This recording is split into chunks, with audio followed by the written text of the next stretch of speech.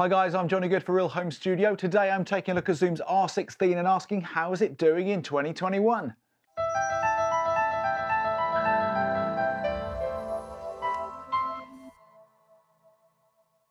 Just before we get started looking at the R16, I want to remind you to please like and subscribe if you enjoy the videos I'm making, and if you've got something to say, please drop it in the comment section below. Now, I reviewed Zoom's R16 a few years back and I cited its versatility as being its biggest strength, and with it being launched way back in 2009, it seems that's very much the case, as it remains a popular choice. And when it comes to versatility, Zoom's R16 really does have its bases covered. Whether you're recording a band or a solo artist, or perhaps you're recording on the fly and you're taking advantage of its optional battery power supply. Perhaps you want to use its mic pre's to run an external mic into a camera, or even if you don't have any mics at all, you might want to take advantage of its inbuilt microphones.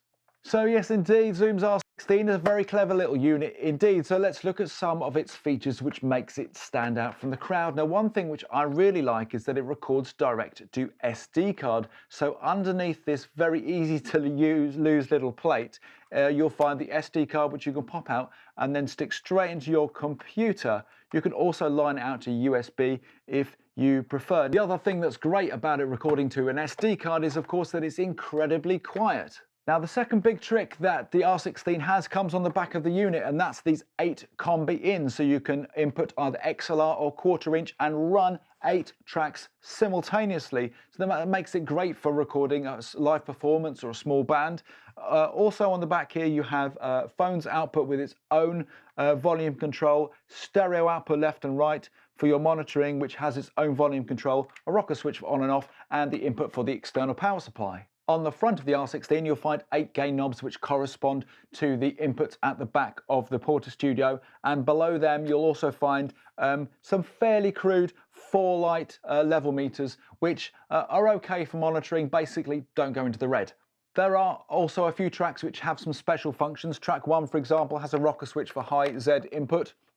Tracks 5 and 6 have optional phantom power. Now, that's only for tracks 5 and 6. Some might cite that as a bit of a limitation. If you want to run more phantom power dependent microphones, you will need an external mixer. Tracks 7 and 8, you have the mic rocker switch, which enables you to switch on these built-in internal microphones here. On the top right here, you see some knobs corresponding to some special effects and some editing functions, although editing and using the effects on the R16, whilst functional, is somewhat a bit awkward. Really, what you want to be doing is using this for a recording device and then using your editing functions on your computer. As I mentioned earlier, the R16 is a Porta Studio in the truest sense of the word, because if you remove the plate on the back, it can also run on 6 AA batteries. And the tricks up the R16 sleeve don't end there. Now, if 8 tracks just aren't enough for you, you can link 2 of these devices together, turning them into a 16-track recorder, running one as master and one as slave. Now, when Zoom launched the R16 back in 2009, they described it as a recorder interface controller. In 2021,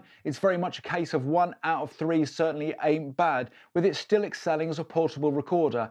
If, however, your intentions are to use it as an interface or a controller, you're going to come up against out-of-date drivers and nothing short of an audio tech compatibility nightmare. Recording at an optional 16 or at 24-bit, the R16 is every bit as handy as it was to me when I first purchased it. I've recorded so many bands, I've used it recording so many live projects, for interviews. Indeed, I've used it as a preamp, I've used it as external microphones. It's just always been such a great workhorse for me, and for that reason I still love my Zoom R16. My name's Johnny Good for Real Home Studio. I do hope you found today's video useful. If you did, please don't forget to like, subscribe. Most importantly, make sure you have yourself a great day.